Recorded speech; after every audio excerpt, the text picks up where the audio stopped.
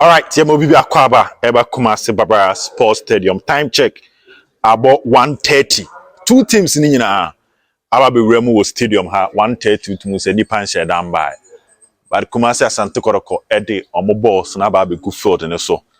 Enche Omo Beba for warm up. Technical team in Beba na Omo Ababe set cones ne up. Na warm up na shasi. Bechem United the to Musa away side. Womu nyamba but Omaba Omo wa see ho. Or dressing room or more prepare. So far, the attendance is not impressive. Green stands, Utimus will be by. Yellow will be by. Red nabuns and nipa 5 and 6 biso. Abuchenku ho. Yeah, bonfire by 2 o'clock. Warm up on the best starting. Na echita for no etmia by. Yen said timia can line up no. Jedi ebremona as usual. Once I know Panama possible lineup. When you are saying a possible lineup, you to that.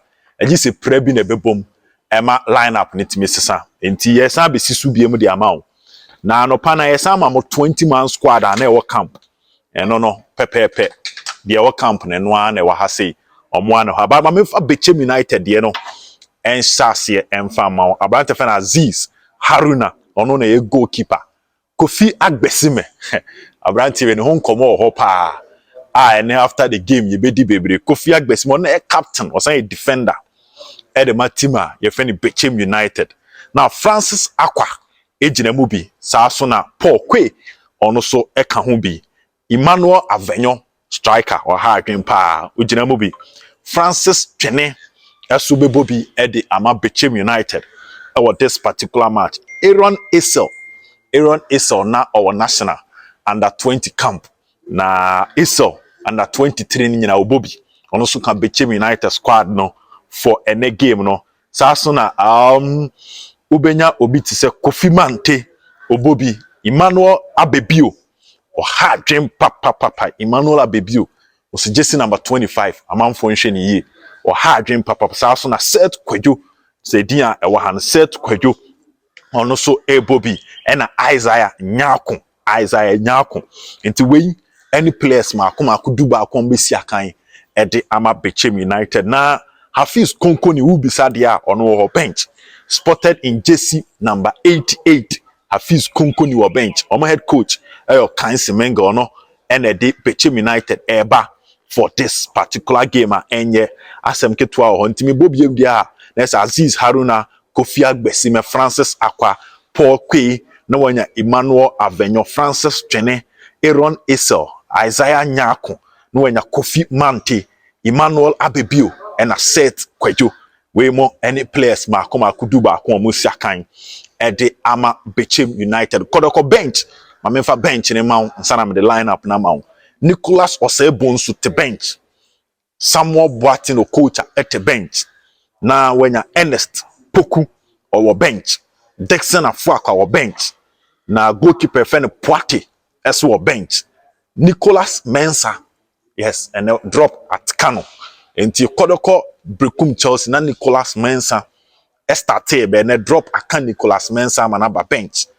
Andrews Apeu our bench and Brantefan Maxwell Ajiman ono so bench and Emmanuel Sako de ono so bench Kodoko starting 11 in nya abotre na team ame yedi kan catch us Sharif Mohammed Danlad Ibrahim and Abrantia your friend Augustine Japan there omo the camp of the Galaxies. And upon a catch was a Steven Mankona Entimia Miki the 20-man squad no with ye dinner when you hobby and I a candidate the account to 2 anymore. It is starting 11 in here. Frederick Asari a goalkeeper on Edem right back and for Timothy Kumasi Asante Kotoko Christopher Nete Pra no pan me catch them the right back near Samuel Apia Tender on able right back there live from Yara Sports Stadium. Subscribe to the channel SirObed TV. But subscription also mame. Remember to make the entimi ko ye left back.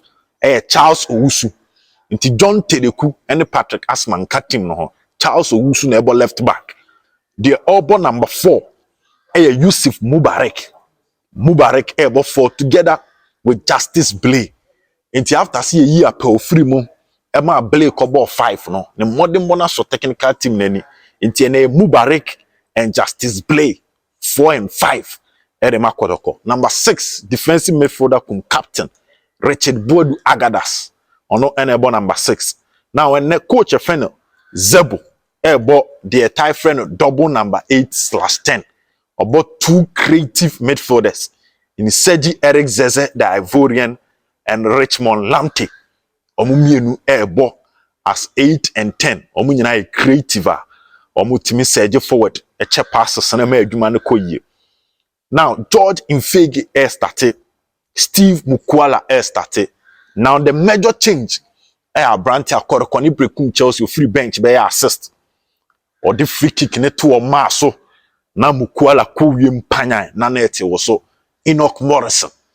Ntiene Morrison aba be yi Nicholas Mensah the Mensah eko bench eno Kumase Asante Kotoko 11.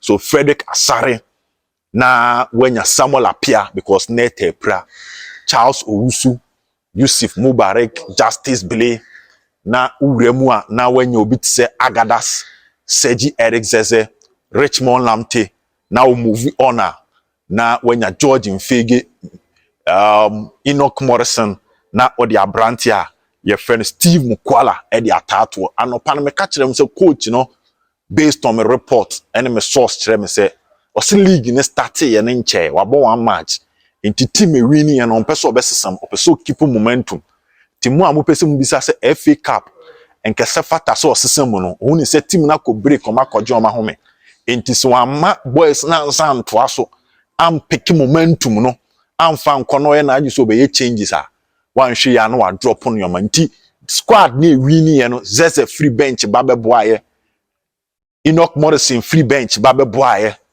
and I was a native pra and our branty a friend no chese Blake so ko akiri ho ko boni yie no coach na decide say o maintain some branty na de atoto nyoma yie ama bibia atimi akoyie ama Kumasi Asante Kotoko nti esremo ma mo fie no mo so mombra na mo mekan ho na ye ntimi mfa match ne hyehye so na SirObed TV atoto nyoma yie say game no ye betimi ahwimi na live ma mfa nto oni say Star Times ni ha ntu hwa ha won say camera bi emba ha nti ene Star Times ni hweye ti wa wo fia so be so hwe Star Times so no wan hwe ana wa du dok no kwa nti e so ba stadium ha na atimi be enjoy show my cameraman ene a just was tete to nyoma yie di mame Richard Bechem obo adwuma pa more fire edi Bechem bokoko no so ne empon na bibia ntimi nkoyi na aso Bechem de nipa be ya no bo so ne enko